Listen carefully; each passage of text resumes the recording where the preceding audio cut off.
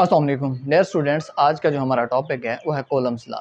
Columns law actually electrostatic forces को define करता है। Study of electric charges at rest is called electrostatics, यानी electric charges को अगर रेस्ट में हम स्टडी करते हैं तो इसे कहते हैं इलेक्ट्रोस्टैटिक्स। अब इलेक्ट्रोस्टैटिक फोर्सेस क्या हैं? जब दो चार्जेस रेस्ट में हों उनके दरमियान जो फोर्सेस होती हैं वो फोर्सेस अट्रैक्शन की भी हो सकती हैं, वो रिपल्जन की भी फोर्सेस होती हैं। वो फोर्सेस आपके पास क्या कहलाती हैं? इलेक्ट्रोस्टैटिक फोर्सेस कहलाती हैं। कोलम्स लॉ जो था ये एक्चुअली क्वालिटेटिव मेजरमेंट थी किसकी? इलेक्ट्रोस्टैटिक फोर्सेस की, यानी क्वालिटेटिव मेजरमेंट थी। इसमें हम क्वालिटेटिवली एक्सप्लेन करते थे। Coulomb's law actually quantitative measurement थी इलेक्ट्रोस्टैटिक फोर्सेस की। इसमें हम क्वांटिटेटिव वे में क्या करते थे? मेजर करते थे इलेक्ट्रोस्टैटिक फोर्सेस को। कोलम्स लॉ की डेफिनेशन ये है, electrostatic force between two point charges. कोई से भी आपके पास दो पॉइंट चार्जेस हैं, उनके दरमियान जो इलेक्ट्रोस्टैटिक फोर्स है is directly proportional to product of magnitude of their charges. वो डायरेक्टली प्रोपोर्शनल है मैग्नीट्यूड ऑफ देयर चार्जेस के प्रोडक्ट के। आप एक सिंपल मल्टीप्लीकेशन करते हैं, 2 multiply by 3, the answer is equal to 6। 2 multiply by 3 का जो आंसर है 6, दैट इज कॉल्ड प्रोडक्ट। तो दो जो पॉइंट चार्जेस हैं उनको आप आपस में मल्टीप्लाई करें, उसका जो प्रोडक्ट आएगा उसके डायरेक्टली प्रोपोर्शनल है electrostatic force and inversely proportional. और ये इनवर्सली प्रोपोर्शनल है क्या? Electrostatic force and inversely proportional to square of distance between them. और दो पॉइंट चार्जेस के दरमियान जो डिस्टेंस है, दो पॉइंट चार्जेस के दरमियान जो डिस्टेंस है उस डिस्टेंस के स्क्वायर के इनवर्सली प्रोपोर्शनल है। Let's discuss. दो पॉइंट चार्जेस हैं, से पॉइंट 1 जिसे हमने Q1 का नाम दिया है, ये आपके पास पॉइंट 2 है जिसे हमने Q2 का नाम दिया हुआ है। इन दो पॉइंट चार्जेस के दरमियान Q1 और Q2 के दरमियान जो डिस्टेंस है से वो आपके पास क्या है? R है। अब according to Coulomb's law F जो है यानी electrostatic force is directly proportional to Q1 Q2 से इसे इक्वेशन नंबर 1 का नाम दें। कोलम्स लॉ की डेफिनेशन के अकॉर्डिंग पहला जो पार्ट है, force directly proportional to product of magnitude of their charges and, और दूसरा इसका जो पार्ट है and inversely proportional. Force inversely proportional है square of distance between them. दो चार्जेस के दरमियान जो डिस्टेंस था वो R था, तो R के स्क्वायर के प्रोपोर्शनल है। अब कंबाइनिंग इक्वेशन 1 एंड 2, अगर दोनों इक्वेशंस को हम कंबाइन करें तो आपके पास क्या है? F is proportional to Q1 Q2 over आपके पास क्या आ जाता है? R square. से आप इस इक्वेशन नंबर 3 का नाम दे देते हैं। अब ये है आपके पास प्रोपोर्शनैलिटी। साइन ऑफ प्रोपोर्शनैलिटी को जब कभी भी रिमूव किया जाता है तो इसकी जगह आपके पास क्या है? दो चीजें आती हैं। एक आपके पास कांस्टेंट टर्म होती है और दूसरा आपके पास क्या है? इक्वालिटी का साइन होता है। ये दो चीजें। अब F is equal to sign of equality आ गया। कांस्टेंट हम जो यूज करते हैं कोलम्स लॉ में that is K, Q1 Q2 over R square. इसे इक्वेशन नंबर आप 4 का नाम देते हैं। अब K जो है ये आपके पास क्या कहलाता है? K आपके पास कहलाता है कोलम्स कांस्टेंट्स। इसे आप कहते हैं कोलम कांस्टेंट। और SI यूनिट्स के अंदर इसकी वैल्यू जो है वो क्या होती है? K is equal to 1 over 4 pi epsilon naught, where epsilon naught क्या है? Permittivity of free space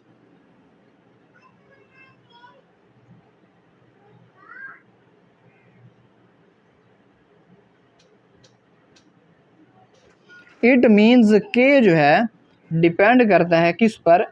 medium पर। के मीडियम पर डिपेंड करता है, क्योंकि अगर आप मीडियम चेंज करेंगे तो के की वैल्यू क्या हो जाएगी? चेंज हो जाएगी। For free space epsilon not, जिसे परमिटिविटी ऑफ फ्री स्पेस कहा जाता है। नॉट का मतलब कोई आपके पास मटेरियल या मीडियम नहीं रखा गया दो चार्जेस के दरमियान। Permittivity of free space epsilon naught की वैल्यू क्या? Epsilon naught is equal to 8.85 10⁻⁻12 coulomb square पर न्यूटन पर metre square. That is the value of epsilon naught. जब एप्सिलॉन नॉट की वैल्यू के इस इक्वेशंस के अंदर पुट करते हैं तो आपके पास क्या है? के की वैल्यू आपके पास किसके इक्वल आती है? के इज इक्वल टू, के आपके पास क्या आता है? 9 multiply by 10⁻9 newton metre square coulomb inverse square, that is the mathematical value of K. ये आपके पास क्या है, के की मैथमेटिकल वैल्यू है। सिमिलरली अगर हम इक्वेशन नंबर 4 को डिस्कस करें तो आपके पास क्या है, अगर के की वैल्यू पुट कर दी जाए तो दिस इंप्लाइज दैट एफ आपके पास F will be equal to, K की जगह आप क्या पुट करते हैं, 1/4 pi epsilon naught Q1 Q2 over R square इस equation number 5। That is the electrostatic force between 2 point charges. ये 2 पॉइंट चार्जेस के दरमियान क्या है, electrostatic force, that is the magnitude of force. और ये क्या है, मैग्नीट्यूड है फोर्स की, यानी दो चार्जेस के दरमियान, 2 पॉइंट चार्जेस के दरमियान जो मैग्नीट्यूड है फोर्स की वो ये है। अब मैग्नीट्यूड आपके पास सिंपली नंबर होता है, 5 न्यूटन होगी, 10 न्यूटन होगी, 15 न्यूटन एटसेट्रा व्हाटएवर। अब हम डिस्कस करते हैं कोलम्ब्स फोर्स की वेक्टर फॉर्म। वो आपके पास क्या आती है, मैग्नीट्यूड पे नंबर था, 5 न्यूटन, 15 न्यूटन। फोर्स एक वेक्टर क्वांटिटी है, इट मींस इसकी कोई ना कोई डायरेक्शन है। चार्ज Q1 Q2 पर एग्जर्ट कर रहा है या Q2 Q पर एग्जर्ट कर रहा है, डायरेक्शन क्या होगी। कोलम्ब्स लॉ की जो वेक्टर फॉर्म है वो आपके पास क्या है, F इज इक्वल टू के Q1 Q2 over R square. अब ये आपके पास क्या है, अगर हमें वेक्टर फॉर्म में तब्दील करना होता है तो यहां पर हम क्या करते हैं, आर यूनिट वेक्टर लगा सकते हैं। अगर के की वैल्यू पुट करें तो ये इक्वेशन आपके पास इस तरह से बन जाएगी, F is equal to 1/4 pi epsilon naught Q1 Q2 over R square into R unit vector. ये आपके पास क्या है, कोलम्ब्स लॉ की वेक्टर फॉर्म। अब जो कोलम्ब्स फोर्स होती है ना, ये म्यूचुअल फोर्स होती है।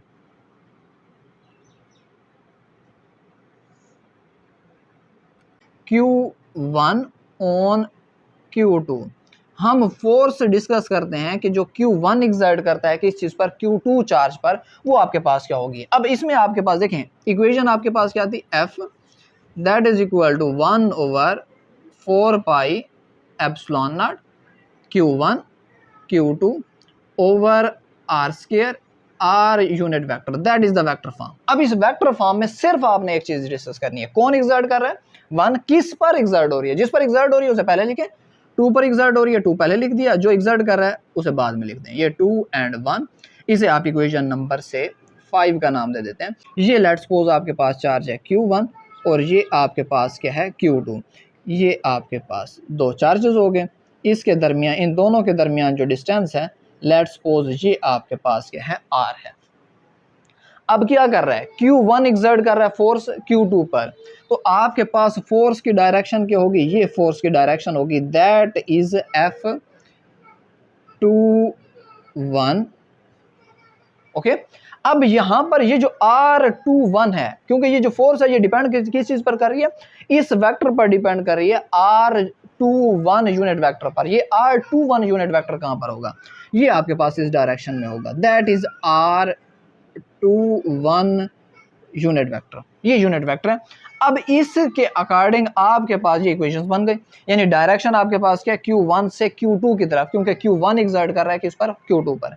सिमिलरली अगर आपके पास क्या है, Q2 एग्जर्ट करता है Q2 ऑन Q1, तो आपके पास डायरेक्शन क्या हो जाएगी, ये आपके पास दो चार्जेस हैं,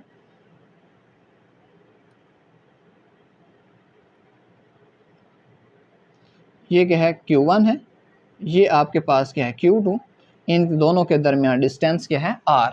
अब आपके पास क्या है, अब Q2 एग्जर्ट कर रहा है Q1 पर, इसकी मैथमेटिकल फॉर्म आपके पास क्या बनेगी, F is equal to 1/4 pi epsilon naught Q1 Q2 over R square और इनटू आपके पास क्या होता है R यूनिट वेक्टर। अब R क्या होगा, अब 2 से 1 है तो आप 2 एग्जर्ट कर रहे हैं 1 पर, तो 1 और ये 2 1 2। अब क्या होगा, अब 2 1 पर एग्जर्ट कर रहा है, तो that is the direction of force, ये है फोर्स की डायरेक्शन। और ये आपके पास सिमिलरली ये आपके पास क्या है, that is the direction of R2, ये R21 यूनिट वेक्टर की डायरेक्शन है, that is the direction of R21 unit vector. ये इसकी डायरेक्शन है। फोर्स है या कूलम्स लॉ है, that is actually is one of the application of the Newton's third law of motion. Newton's third law of motion की applications में से एक है। फॉर एग्जांपल न्यूटन्स का थर्ड लॉ क्या कहता था, to every action there is a reaction equal in force but opposite in direction. अगर आपके पास चार्ज Q1 एक्सर्ट करता है फोर्स किस पर, Q2 पर, तो Q2 किस पर एक्सर्ट करेगा, Q1 पर। यानी एट द सेम जितनी फोर्स Q1 Q2 पर एक्सर्ट करेगा उतनी ही फोर्स क्या करेगा Q2 Q1 पर क्या करेगा, अप्लाई करेगा। इस चीज को अब हम प्रैक्टिकली मैथमेटिकली सॉल्व करके देखते हैं कि क्या ऐसा है या नहीं है। अब हमने इक्वेशन लिखी थी फ्रॉम इक्वेशन 5। अगर आप इक्वेशन नंबर 5 से देखें, ये आपके पास है इक्वेशन नंबर 5 है। अब इक्वेशन नंबर 5 आपके पास क्या है, देखें F21 that is equal to 1/4 pi epsilon naught Q1 Q2 over R square R21 ये यूनिट वेक्टर, दैट इज ये आपके पास वो फोर्स है जो चार्ज Q1 एक्सर्ट करता है किस पर, Q2 पर। अब आप जरा देखिए, ये जो आपके पास R2 यूनिट वेक्टर है ये इस डायरेक्शन में है और R12 जो है वो इस डायरेक्शन में है। दोनों एक दूसरे की क्या है, अपोजिट डायरेक्शन में। अगर दोनों एक दूसरे के अपोजिट डायरेक्शन में है तो आपके पास क्या होगा, R21 जो है R21 is equal to minus R12 unit vector. Equal है लेकिन क्या है, अपोजिट, चूंकि डायरेक्शन क्या है, अपोजिट है, इसीलिए आपने क्या कर दिया, नेगेटिव साइन यूज किया। अब जब नेगेटिव साइन यूज किया, अब हम इसकी वैल्यू अगर पुट करें तो आपके पास क्या हो जाएगा, F21 that is equal to 1/4 pi epsilon naught Q1 Q2 over R square minus R12 unit vector. अब माइनस का साइन आप बाहर लेके आए तो आपके पास क्या होगा, F21 ये minus 1/4 pi epsilon naught Q1 Q2 over R square into R12 unit vector. अब आप जरा गौर करें, एक आपके पास ये इक्वेशन है, F21 किसके इक्वल आ गया, minus 1/4 pi epsilon naught Q1 Q2 over R square into R12।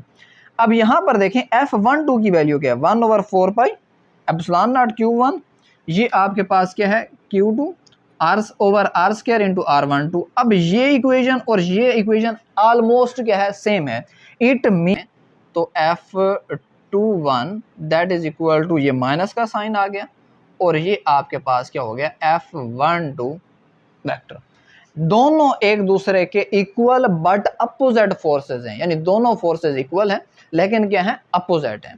ठीक हो गया। तो ये आपके पास क्या था, prove the Coulomb's law is an application of Newton's third law of motion. Newton के थर्ड लॉ ऑफ मोशन की एक क्या है, एप्लीकेशन है, हेंस प्रूव। ये हमारे पास क्या हो गया, प्रूव हो गया। डिस्कस करने लगे हैं कि अगर हमारे पास दो चार्जेस जो हैं वो अगर क्या हो, इक्वल बट अपोजिट चार्जेस हो, यानी एक आपके पास Q1 पॉजिटिव है और Q2 हमारे पास क्या है, नेगेटिव है, देन डायरेक्शन ऑफ फोर्सेस क्या होंगी। तो फिर अगर डायरेक्शन ऑफ फोर्सेस हमने डिस्कस करनी है तो आपके पास क्या होता है, पहले आपके पास क्या होता था, एक आपके पास फोर्स होती थी F12 और दूसरी आपके पास क्या होती थी, दूसरी आपके पास फोर्स होती थी F21। ये चार्ज 1 है जो 2 पर एक्सर्ट करेगा, उसकी डायरेक्शन आपके पास ये डायरेक्शन होगी आपके पास किसकी, F21 की, F21 यानी पॉजिटिव से नेगेटिव की डायरेक्शन। और जो नेगेटिव चार्ज क्या करेगा, पॉजिटिव पर एक्सर्ट करेगा, वो आपके पास क्या होगी, दैट इज आपके पास F12। ये वो फोर्स है जो 2 क्या करेगा, एक्सर्ट करेगा 1 पर। सिमिलरली अगर आपके पास दोनों चार्जेस, यानी एक आपके पास यहाँ पर पॉजिटिव चार्ज है और दूसरा यहाँ पर भी आपके पास क्या है, पॉजिटिव चार्जेस है। अब ये आपके पास Q1 है और ये आपके पास क्या है, Q2 है। इन दोनों के दरमियान डिस्टेंस वैसे ही आपके पास R है। तो अब क्या होगा, डायरेक्शन ऑफ फोर्सेस। अब दोनों क्या हैं, सेम चार्जेस हैं, दोनों चार्जेस एक दूसरे को रिपेल कर रहे हैं। तो जब रिपेल करेंगे तो ये आपके पास क्या होगी, फोर्स होगी किसकी, ये आपके पास फोर्स होगी F21 और ये आपके पास क्या होगी, F12। अब इनकी डायरेक्शन आपके पास क्या होगी, अपोजिट हो जाएगी। Effect of medium between 2 point charges. आपने इक्वेशन पढ़ी थी यानी कोलम्स फोर्स की मैग्नीट्यूड की जो इक्वेशन थी F is equal to 1/4 epsilon naught Q1 Q2 over R square. Epsilon naught ये बताता था कि K डिपेंड करता है मीडियम पर, अगर कोई मीडियम नहीं होता तो उसके दरमियान फ्री स्पेस होती थी, तो आप परमिटिविटी या फ्री स्पेस एप्सिलॉन नॉट को यूज करते थे, जिसकी वैल्यू आपके पास कितनी होती थी 8.85 मल्टीप्लाई बाय 10⁻⁻12 कोलम स्क्वायर पर न्यूटन पर मीटर। अब हमारे पास क्या है, लेट सपोज ये आपके पास पॉइंट चार्ज Q1 है, ये Q2 है, इनके दरमियान हमने कोई मीडियम रख दिया, कोई भी इंसुलेटर मीडियम रख दिया। इंसुलेटर मीडियम हम रखेंगे तो उसकी वजह से कुछ ना कुछ इन दोनों चार्जेस की जो फोर्सेज हैं उस पर इफेक्ट पड़ेगा। क्या इफेक्ट पड़ता है, अदर फोर्सेज इंक्रीजेज और डिक्रीजेज, इस चीज को हम चेक करते हैं। अब लेट सपोज जो हमने इंसुलेटर मीडियम रखा है उसकी रिलेटिव परमिटिविटी कितनी है, वो एप्सिलॉन R है। देन आपके पास ये इक्वेशन क्या हो जाएगी, इसे आप लिखते हैं F प्राइम या F, इसे वैक्यूम कर लें F इन वैक्यूम, और ये आपके पास क्या F in medium, that is equal to 1/4 pi epsilon naught epsilon R Q1 Q2 over आपके पास क्या है जी R स्क्वायर। ये आपके पास आ गया। अब यहां से आप F इन मीडियम